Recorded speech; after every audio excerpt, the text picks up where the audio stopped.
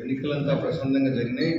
మన Sullurpeta constituency, Naidupeta sub division, police sub డివిజన్లో Sullurpeta constituency లిమిట్లో మనకి ఎన్నికలైతే 13వ తేదీ ఆల్మోస్ట్ ప్రశాంతంగా జరిగినాయి, చిన్న చిన్న సంఘటనలు తప్ప.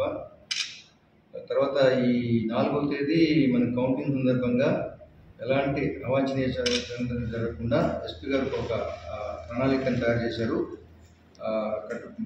ప్రణాళికలు తయారు చేశారు ఆయన.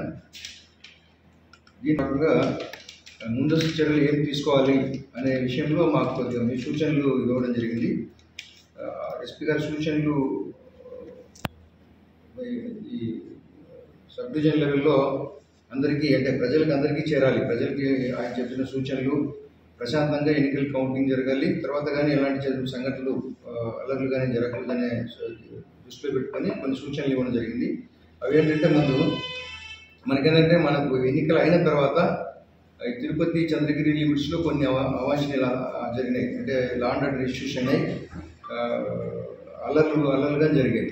సో దీన్ని దృష్టిలో పెట్టుకొని కొన్ని పకడ్బందీ చర్యలు, కార్యాచరణ ప్రణాళిక ఎస్పీ గారు రూపొందించడం జరిగింది. దాంట్లో భాగంగా ముందస్తు చర్యలు ఏం తీసుకుంటాననేది ఈరోజు మనం ప్రెస్ మీట్ ద్వారా అందరికీ, ప్రజలందరికీ, నాయకులకి అందరికీ పోలీస్ తరఫున తెలియజేస్తున్నాము. మొదటి ఏంటంటే, ఈ ముందస్తు చర్యల భాగంగా మనము పికెట్లు పెడుతున్నాం. అంటే పికెట్లు ఎట్లా పెడితే, సమస్యాత్మక గ్రామాల్లో, సమస్యాత్మక ప్లేసుల్లో పికెట్లు పెడుతున్నాం.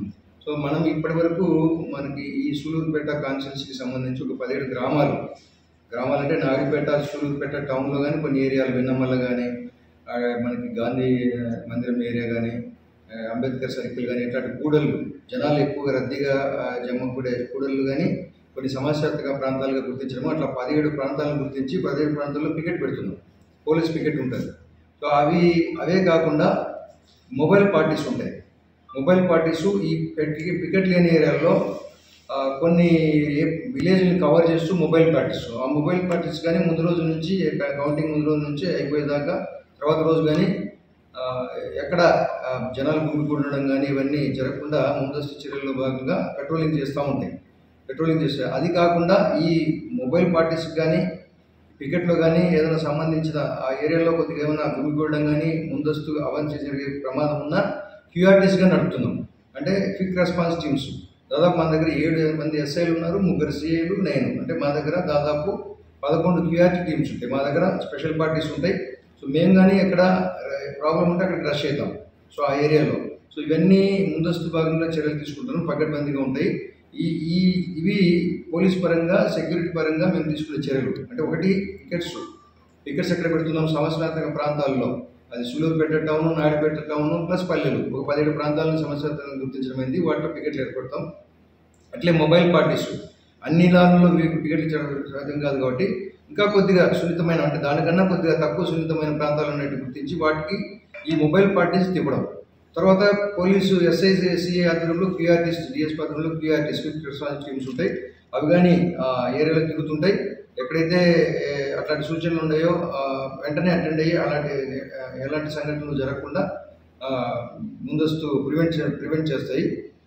దీంట్లో భాగంగా మనకి ఈ కౌంటింగ్ సందర్భంగా సూచనలు ఏంటంటే, ప్రజలు కానీ, నాయకులకు కానీ, ఎవరికైనా, అంటే వాళ్ళకి కొంతమందికి తెలియదు, ఈ ఎన్నికల కౌంటింగ్ అయిన తర్వాత రిజల్ట్ వస్తుంది. రిజల్ట్ ఏదో ఒక పార్టీకి అనుకూలంగా వస్తుంది, ఒక పార్టీకి ప్రతికూలంగా వస్తుంది. సో ప్రతికూలంగా మన పార్టీ కొద్ది బాధలు ఉంటుంది, ఈ గెలిచిన పార్టీ కొద్దిగా ఆనందోత్సవాలతో ఉంటుంది.